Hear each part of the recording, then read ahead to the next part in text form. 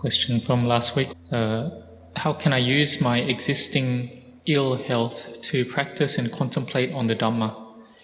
Many times the body doesn't have enough energy because of pain. My mind is calm, but I find it difficult to sustain my meditation for longer periods.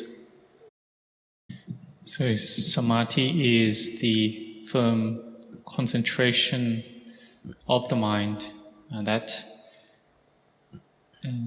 peacefulness. It's not that we don't have any thoughts at all. If we're trying to get and to achieve that state of one-pointedness, then we won't be able to do it, and we'll find it very difficult to do. When the body is sick, this is Dhamma, and the body, it is dukkhang, which means it's difficult to endure, or it's not enduring, and we should contemplate this often in order for wisdom to arise. The Buddha taught that this body is dukkhang, it's difficult to endure, it doesn't endure or stay. And so we contemplate this often, and peacefulness can arise bit by bit with our contemplation. So we develop our mindfulness and establish awareness with the body, seeing that it is a heap of suffering, of dukkha. Whatever organs that we contemplate within the body, it's full of sickness, this body. And whether it's the eye, we can contemplate that if it decays, deteriorates, then there's sickness that arises. And so if we can reflect on this and we can accept this truth, we can have rapture arise, inner happiness arise. The mind can be very peaceful. So we contemplate this a lot until our samadhi can arise, and then wisdom can arise. And if our barami is enough, then we'll be able to see clearly into this. Even the disciples of the noble disciples in the time of the Buddha, they may have had sickness as well. One monk in particular had a very severe sickness, and no one was looking after him, and the Buddha came to help and to wipe him down, and so that this monk would feel a bit more at ease. And through the power of the Buddha, he gave a teaching, and this monk contemplated into it and attained to becoming an arahant. So we ourselves can contemplate as well, like this, or into the body, into sickness. And if we're able to make the mind peaceful, then we can see the Dhamma. And so we should establish our sati, our mindfulness, on the body, take that as the object of our recollection. We contemplate it often, and we may be able to see into the nature of the physical formation, body or heap, that it is of the nature to cease and to decay. And if we see this, we'll see the Dhamma.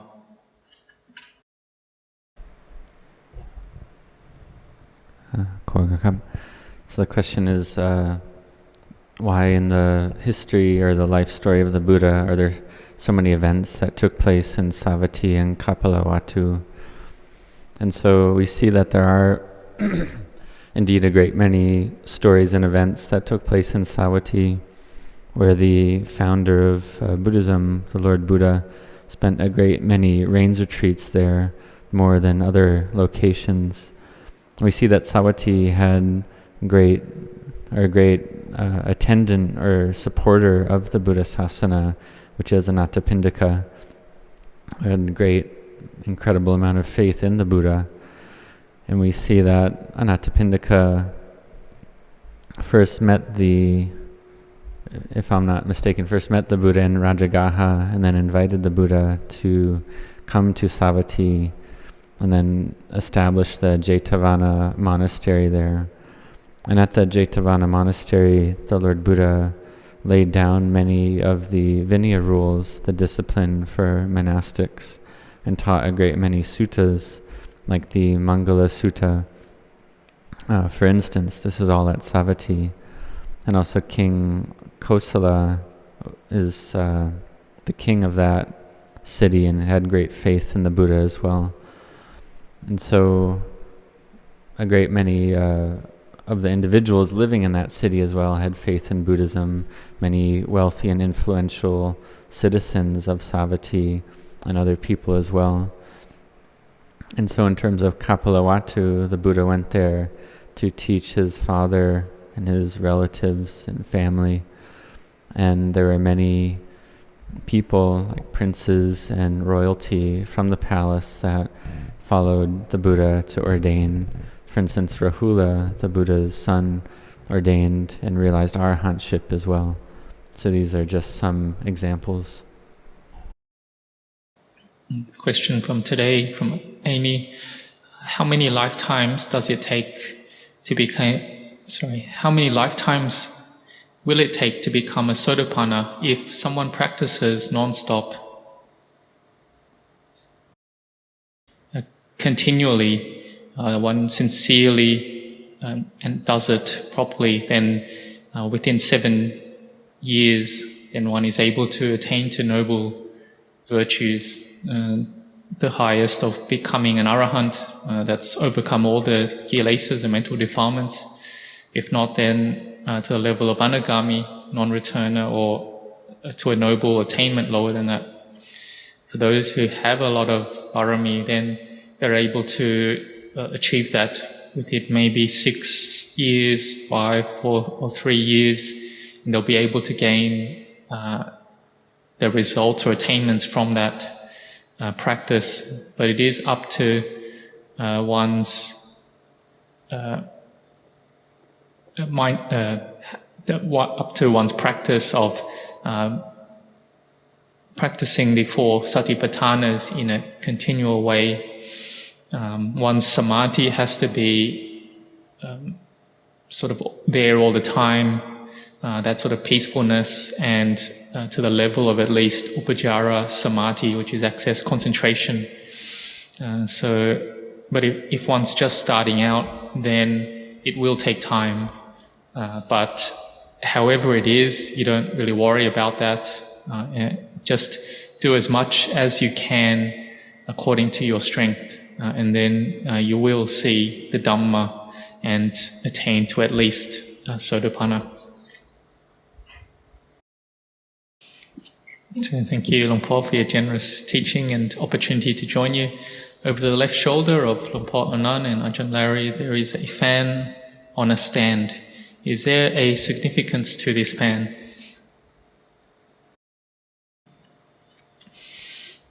And so the ceremonial fan that you see is used in various ceremonies that monks may conduct, like giving the lay people the precepts. Then they would use the fan, to put in front of them.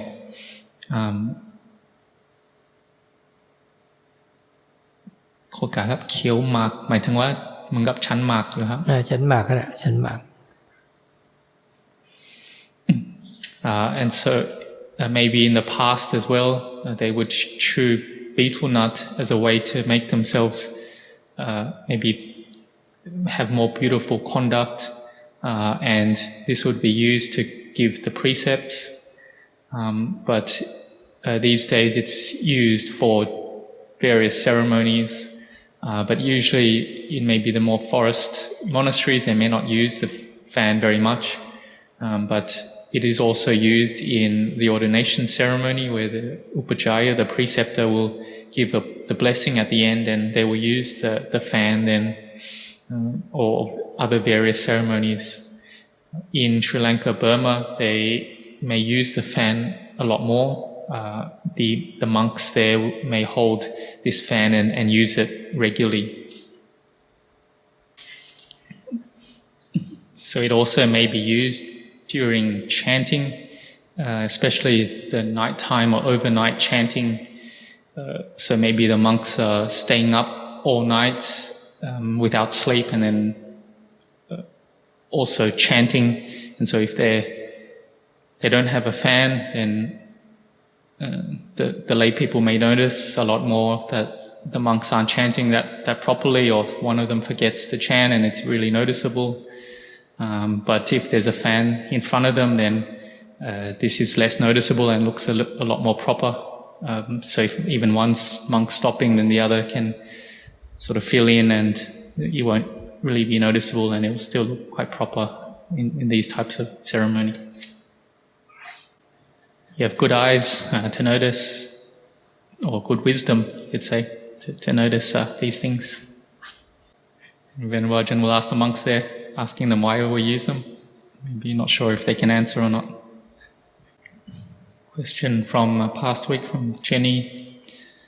Can Tan Ajahn please explain Vipassana and Yoniso Manisakara meditation technique? And how do we practice to develop calmness and not to get emotional, brackets, yet maintain metta and empathy when we see our family and friends in tears of misery or suffering? So Yoniso Manisakara is using a very wide, maybe refined type of wisdom. And so the Manisakara in the Pali word, then can be a maybe refined determination. It's used to contemplate into various things in order for one to consider it clearly and to gain clarity and understanding into that thing that one is taken for contemplation or consideration. So this is Yoniso Manisakara. And so it can take up a problem or an issue in order to give it consideration, to contemplate it. Just like if, say, maybe one's chanting, one uses the Yoniso Manisakara in order, or wise consideration, in order to reflect and think of the translation of that chanting, the meaning of that as well, while one's chanting as well. And so some people don't even think of what the translation is of the meaning of what they're chanting, but for other people, they can do it at the same time. So it's a wise consideration in order to bring up clarity and bring up wisdom. And so there's many ways that one can use this wise consideration to contemplate many things in terms of the Four Noble Truths, and then one with this will be able to overcome that issue or that problem and do it through logic and reasoning. So we have to then try to train in this, in developing these types of thoughts of wisely considering, wise reflection, and this will lead to wisdom to arise and also peacefulness to arise. And this is, if this arises, this is one will have the quality of metta, of loving kindness there in the heart. And so one can develop the peacefulness through whichever method that is appropriate for oneself, and then one contemplates into and uses the Yoniso Manisakara, wise reflection, wise consideration, in order for wisdom to arise. And this will be coming from reasoning and, let's say, logic, or from considering it properly. And one will gain clarity in that thing that one is considering. And so it can also be seeing everything as falling under the three characteristics of impermanence, unsatisfactoriness, and not self. One can see with that wise consideration, wise reflection, one can see that all these mind states arise and pass, or see all the sense contact as arising and passing, or seeing the world and understanding the benefits of the world, but also the blame and fault there, and not being deluded in the 8 worldly conditions. So it's sort of thoughts in a intelligent way that has wise consideration. And so it is also part of the 4 bases of success. And so when one is using it for vipassana to develop insight, the last base of success is the vimamsa, which is like a aspect of wisdom, or one uses one's mindfulness and wisdom and contemplates to understand into the 4 noble truths, or understands it according to the noble truths. And then one can understand the Dhamma. One will gain success in that with that reflection. And so it also can be used in learning and studies in the same way that one uses it in one's Dhamma practice. It brings up wisdom. If one develops it, then one will live in society, in social groups with less suffering. One will be with friends, family members, and have less suffering. One will be able to forgive others. Should be enough for today. I'll give the blessing.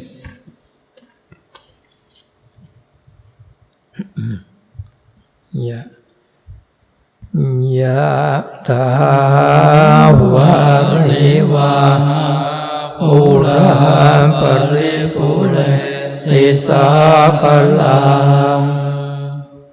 Just as rivers full of water entirely fill up the sea, Ewa mewa ito tinang pekanang upakapati. so will what he been given bring blessings to departed spirits. Yechitang patitang tumhang. May all your hopes and all your longings Kipamewa samejanto. come true in no long time. Sape pulento sankapa. May all your wishes be fulfilled. Chanto panaraso yata. Like on the 15th day the moon, Mandisho tiraso yata. or like a bright and shining gem. Sapitiyo vivachanto. May all misfortunes be avoided. Samaroko vinasato. May all illness be dispelled. Mate bhavat vantarayun. May you never meet with dangers. Sukhitikayo bhavan. May you be happy and live long. Abhivatana sirisa nijang vuttapacayino. Cattaro dhamma vatante.